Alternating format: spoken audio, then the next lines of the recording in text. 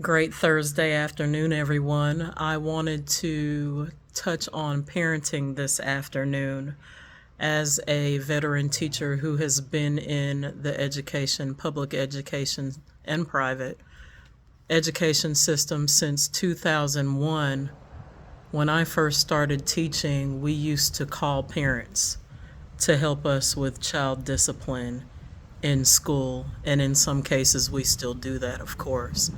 But there's been a huge flip flop in parents now making deals with teachers when children behave at school, getting rewarded at home for the good behavior in school, or not only that, the parent asking the teachers what to do as far as better parenting, better behavior outcomes at home.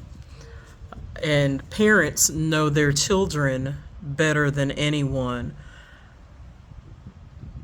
But one of my summaries is that we've gotten into the habit of pacifying children.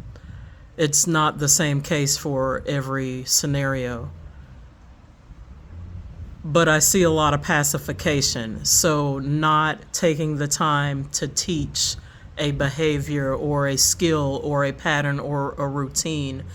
And instead of teaching that, because it takes a lot of energy, it takes a lot of effort that a parent may not have, we're taking the easy way out. We're pacifying, we're rewarding, we're giving something that's going to keep the kids busy going. That has become the norm. So keeping them busy keeps them out of our hair because, of course, we've got 800 million things to worry about on top of our own well being, which we typically save for last. So there's a lot going on overall, but we're not teaching our children.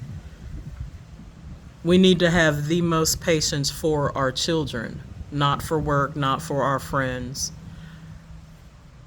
I do believe in putting your spouse first. That's a whole nother story. But when it comes to priorities, we've got to get that next generation healthy, emotionally, spiritually, physically. We've got to get them healthy. And so we have to take the time to teach. And we have to know that in a lot of instances, we will need to reteach. Children need to see it multiple times before they're going to get it down pat. So while the old school wanted us to hear something once and jump and get it done, a lot of us got in trouble back in the day because we couldn't move that fast. We didn't learn that quickly, and so therefore that's where our punishment came into play. So we have to focus on teaching our children, and we have to understand that we can't tell them one thing and then do another because they see everything, they're watching everything we do. And I don't know why we lose that knowledge, that consciousness. When we were younger, we saw everything. We had to. Our safety, our whole well-being depended on it.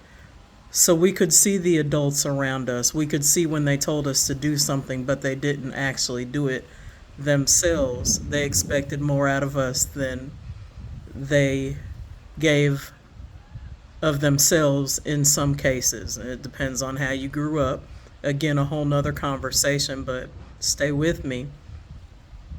We have to teach our children. And we can't beat the determination out of them. They're not going to be just like us. They're supposed to be better. So, if we take the time at home to teach our children, and I think that this needs to be a community effort, and even those that are retired, have no children at home, don't have anything to do with the school system on a regular basis, we all need to pour into our kids. So, being solution based, I think that every adult should take whatever courses are necessary and get certified as a substitute teacher, whatever that process is in your local district. Every adult should that should be your community service. If you're able bodied, you should substitute teach in a school system near you, commit to once or twice a month. And that's how you pour into kids when you don't have direct access to them. Have a good evening.